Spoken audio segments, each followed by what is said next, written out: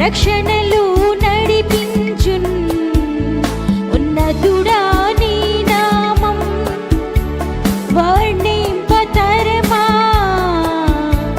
నీ నామమే మమ్మున్ రక్షణలు నడిపించున్ స్తుతించెదన్ భజించెదన్ నీ నామమున్ స్తుతించెదన్ భజించెదన్ నీ నామమున్ ఉన్నతుడా మహోన్నతుడా స్తుతి పాత్రుడా సర్వోన్నతుడా ఉన్నతుడా మహోన్నతుడా స్తుతి పాత్రుడా సర్వోన్నతుడా. Praise lord.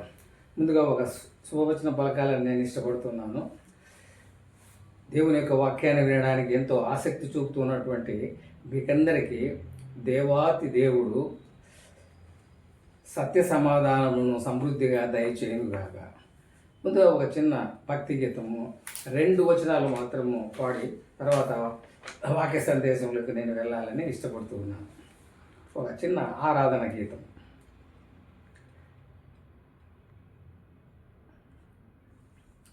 తండ్రి నింపుము మమ్ములను నీ అభిషేకముతో, తండ్రి తడుపుము మమ్ములను నీ ఆత్మవశముతో, నీ శక్తితో మము నింపుమా, స్తుతించి ఆరాధించెదము.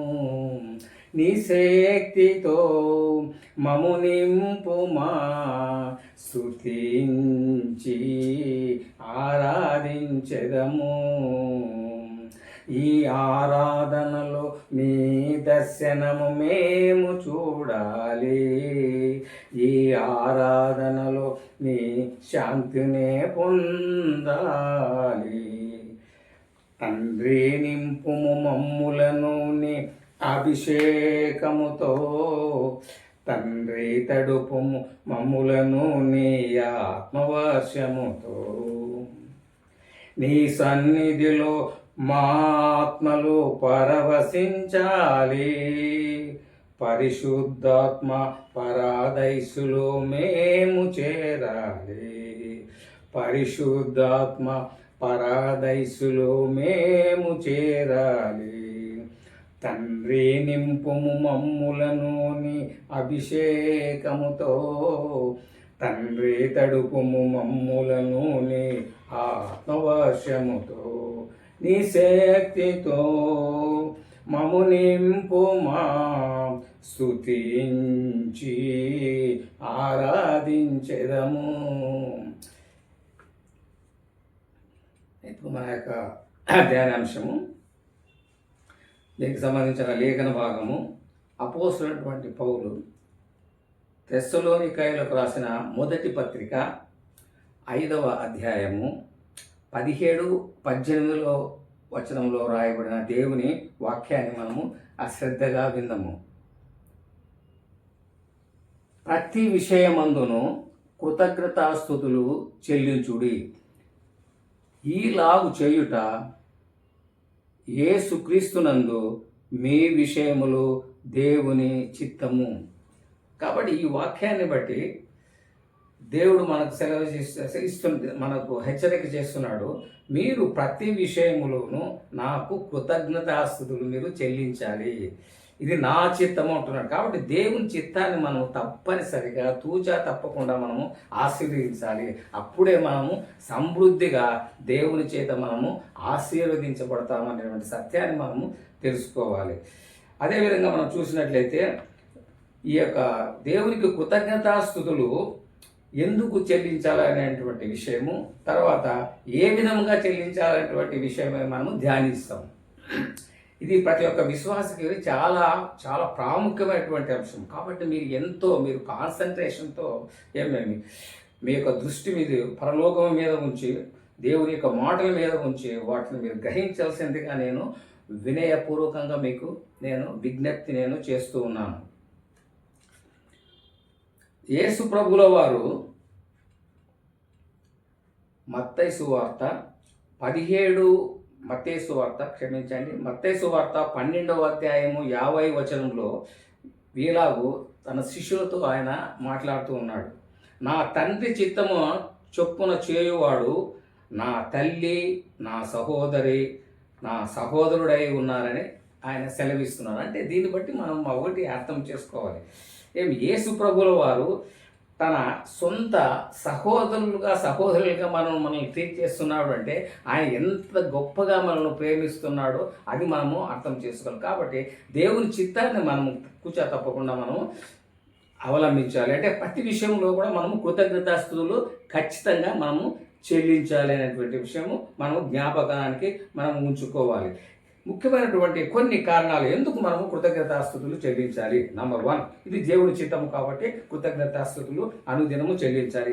Number 2, Jesus is the loving God, Jesus is the living God, life changing God. అంటే యేసు ప్రభుల వారు సజీవమైన దేవుడు, యేసు ప్రభుల వారు ప్రేమమయుడై ఉంటున్నారు. యేసు ప్రభుల వారు మానవుల యొక్క జీవితాలను మార్చగలిగే శక్తి సామర్థ్యాలు కలిగినటువంటి దేవుడు. కాబట్టి తప్పనిసరిగా మనం అనుదినము దేవునికి కృతజ్ఞతాస్తుతులు అనగా థ్యాంక్స్ గివింగ్ మనం తప్పనిసరిగా చెల్లించాలి. ప్రతి విశ్వాసికి థ్యాంక్స్ గివింగ్ యాటిట్యూడ్ అనేది చాలా అవసరమైనటువంటి విషయాన్ని మనం గ్రహించాలి. ఓకే, అదేవిధంగా మనం గమనించినట్లయితే దేవుని యొక్క ప్రణాళిక చొప్పున ప్రవచనాత్మకంగా యేసు ప్రభువుల వారు మనల్నే ముందుగా వెతికి యేసు ప్రభు ప్రేమించాడు, రక్షించాడు. ప్రపంచంలో ఉన్నటువంటి ప్రతి మానవుని యొక్క పాపాన్ని క్షమించడానికి పాప పరిహారార్థ బలిగా ఆయనే తన సొంత ప్రాణాన్ని సిలువలో అర్పించారు. తన పరిశుద్ధ రక్తం నిష్కలంకమైన యథార్థమైన తన రక్తాన్ని చిందించినాడు. తర్వాత ఆయన చనిపోయి తిరిగి 3వ దినమున లేచి 2వ రాకడ సందర్భంగా ఆయన గర్జించు సింహములే రానంటున్నాడు. మన అందరినీ కూడా సిద్ధపాటుగా ఉండమని సెలవిస్తున్నాడు. కాబట్టి తప్పనిసరిగా మనము దేవునికి అనుదినము కృతజ్ఞతాస్తుతులు చెల్లించాలి. తర్వాత మనం చూసినట్లయితే 4వ కారణం గ్రహించినట్లయితే దేవుడు మనకు అనేకమైనటువంటి ఉపకారములు వ్యక్తిగతంగా, కుటుంబముగా, సంఘం పరంగా అనేకమైనటువంటి గొప్ప కార్యాలు, మేళ్లను, ఆశ్చర్యకరము చేసినాడు. కాబట్టి ఖచ్చితంగా ఆయనకు మనం అనుదినము కృతజ్ఞతాస్తుతులు తప్పనిసరిగా మనము బద్దులమై ఉన్నాము అనేటువంటి విషయాన్ని మనము గ్రహించాలి. కాబట్టి మనము తప్పనిసరిగా దేవునికి కృతజ్ఞతాస్తుతులు మనము బద్దులమై ఉంటున్నాము. మన పట్ల, మన కుటుంబం పట్ల, మన సంఘం పట్ల, మన సోదరుల పట్ల అనేకమైనటువంటి అద్భుతాలు, గొప్ప కార్యాలు, సూచక్రియలు కూడా దేవుడు చేశాడు. కాబట్టి మనం తప్పనిసరిగా దేవునికి కృతజ్ఞతాస్తుతులు చెల్లించాలి. అదేవిధంగా అపోజిట్ పౌలు ఎఫెసీయులకు రాసిన పత్రిక 3వ అధ్యాయము 20వ వచనంలో మనము గమనించినట్లయితే అడుగు వాటి కంటేనో ఊహించును వాటి కంటేనో అధికముగా దయచేసే కరుణామైనటువంటి యేసు ప్రభు మనకు ఉన్నాడు. కాబట్టి మనం ఖచ్చితంగా దేవునికి కృతజ్ఞతాస్తుతులు చెల్లించాలి. నెక్స్ట్ పాయింట్ మనకు వచ్చినట్లయితే అనుదినము మన యేసు ప్రభు ప్రేమామయుడు కాబట్టి మనం ప్రేమిస్తున్నాడు. తర్వాత కృపామయుడు కాబట్టి కృప చూపుతూ ఉన్నాడు. దయామయుడు కాబట్టి ఆయన దయ చూపుతూ ఉన్నాడు. ఆయన విడువక ఎడబాయక అనుదినము కనురెప్పల వల్లే మనం కాచి సంరక్షిస్తున్న విధానాన్ని బట్టి ఖచ్చితంగా మనము దేవునికి అనుదినము కృతజ్ఞతాస్తుతులు థ్యాంక్స్ గివింగ్ సమర్పించాలి. ఓకే, అదేవిధంగా యేసు ప్రభువుకు సాటి అయినటువంటి పోలికైనటువంటి ఎవ్వరు కూడా ఈ ప్రపంచములో లేరు. కాబట్టి మనము కృతజ్ఞతాస్తుతులు ఖచ్చితంగా దేవునికి సమర్పించాలి. నిన్న, నేడు, రేపు యుగ యుగములకు ఒకే రీతిగా ఉన్న ఏకైక పరిశుద్ధ దేవుడు ఎవరే అంటే యేసు ప్రభుల వారే అనే విషయం మనం గ్రహించాలి. నెక్స్ట్ మనం పాయింట్కి వచ్చినట్లయితే కృతజ్ఞతాస్తుతులు ఎలాగూ మనము చేయించాలి, ఎలాగూ మనము చెల్లించాలి, ఏ పద్ధతులు, ఏ విధములుగా మనము కృతజ్ఞతాస్తుతులు మనము దేవునికి మనము చెల్లించాలనేటువంటి విషయము. ఇది 6 విధములుగా మనము దేవునికి కృతజ్ఞతాస్తుతులు చెల్లించాలి. కొన్ని లేఖన భాగములు, ఈ సందర్భంగా కొన్ని లేఖన భాగములు మనం పరిశీలిస్తాం. ఒకటి, భక్తుడు దావీదు రాసిన పత్రిక 4వ అధ్యాయము 5వ వచనంలో మనం చూసినట్లయితే, నీతియుక్తమైన ఆత్మీయ బలులను అర్పించుడి, యెహోవాను నమ్ముకొనుడి, అప్పుడే ఆయన అన్ని విధాలా మనకు కావాల్సిన ఆశీర్వాదాలు మెండైనటువంటి దీవెనలు ఇస్తాడు అని అక్కడ భక్తుడు దావీదు మనకు తెలియపరుస్తున్నాడు. అదేవిధంగా అపోస్తలుడైనటువంటి పౌలు హెబ్రీయులకు రాసిన పత్రిక 13వ అధ్యాయము 15వ వచనంలో 15-16 వచనంలో చూసినట్లయితే, స్తుతి యాగములు అక్కడ చెల్లించుడి, స్తుతి యాగములు అక్కడ చెల్లించుడి అని వ్రాయబడింది. సజీవ యాగముగా కూడా అక్కడ మనము సమర్పించుకోవాలి దేవునికి అనేటువంటి విషయం రాయబడింది. కాబట్టి మనము ఖచ్చితముగా అనుదినము ఆత్మీయ బలులను అర్పించాలి, తర్వాత స్తుతి యాగములు అర్పించాలి అనే విషయం మనం గ్రహించాలి. నీతియుక్తమైనటువంటి ఆత్మీయ బలులను అనగా స్తుతి యాగములను అనుదినము మనము వాటిని సమర్పించాలి. ఎందుకంటే ఇవే దేవునికి ఇష్టమైనటువంటి, బహు ప్రియమైనటువంటి, మనోహరమైనటువంటి, ఘనమైనవిగా ఉన్నాయి. కాబట్టి దేవుడు వీటికి ప్రాధాన్యత ఇస్తున్నప్పుడు మనము దేవునికి ఒక బిడ్డలుగా, దేవునికి ఇష్టమైనటువంటి అనుచరులుగా ఖచ్చితంగా మనము కృతజ్ఞతాస్తుతులు అనుదినము వారికి మనము చెల్లించాలి. నీతియుక్తమైన బలులు చెల్లించాలి, నీతియుక్తమైన హోమములు మనము చెల్లించాలి. కాబట్టి లివింగ్ సాక్రిఫైస్ అనేది చాలా ప్రాముఖ్యమైనటువంటిది. అంటే సజీవ యాగముగా మనము సమర్పించాలి. అంటే ఈ దేవుల్లో మనం ఏకము కావాలి, దేవుని మనం హత్తుకొని జీవించాలి. ఏ విధంగా అయితే మన ద్రాక్ష చెట్టు కొమ్మ ఏ విధంగా ద్రాక్ష చెట్టులో ఏకమై ఫలిస్తుందో బహుగా, అదేవిధంగా మనం కూడా దేవునిలో ఏకమై ఏక మనస్సుతో మనము ఫలిస్తూ దేవుని యొక్క అభీష్టం మనకి, దేవుని యొక్క ఇష్టమైనటువంటి అనుచరులుగా, విశ్వాసులుగా మనము జీవించాలి. ఉదాహరణగా మనం చూసినట్లయితే థామస్ భక్తుడు వీరు మన కేరళ రాష్ట్రంలో మొట్టమొదటిగా అన్యులైనటువంటి బ్రాహ్మణులను వాళ్ళకు రక్షణ కలిగించాడు, రక్షణ భాగ్యం కలిగించాడు, వాళ్ళని రక్షణ మార్గంలోకి వారిని నడిపించగలిగించాడు. ఇది చాలా ప్రాధాన్యమైనటువంటి విషయము. ఇది మనము గ్రహించాలి. కాబట్టి హతసాక్షులు కూడా మనం జీవించడానికి మనము సిద్ధము కావాలనేటువంటి విషయం ఇక్కడ గ్రహించాలి. సజీవ యాగముగా మనం సమర్పించుకోవాలి. అంటే మన శరీర అవయవములన్నిటిని కూడా దేవుని పరిచయకు వాడబడి తీరాలేదు. మన కన్నులు కానీ, మన నాలుక కానీ, మన చెవులు కానీ, ప్రతి ఒక్కటి కూడా దేవుని పరిచర్య కొరకు, దేవుని యొక్క చిత్తము చొప్పున వాటినే మనము నెరవేర్చాలి. ఈ యొక్క శరీర అవయములతో అనేటువంటి మనము జ్ఞాపకం ఉంచుకోవాలి. శరీర అవయములన్నింటినీ కూడా మనం పవిత్రంగా మనము ఉంచుకోవాలి అనేటువంటి విషయం మనం జ్ఞాపకానికి మనము ఉంచుకోవాలి.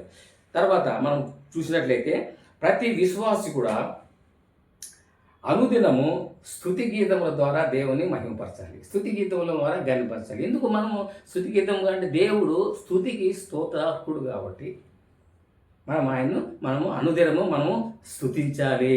అది చాలా ప్రాముఖ్యమైనటువంటి విషయము. హల్లెలూయా. అదేవిధంగా మనం గమనించినట్లయితే దావీదు భక్తుడు 7 సార్లు స్తుతించేవాడు.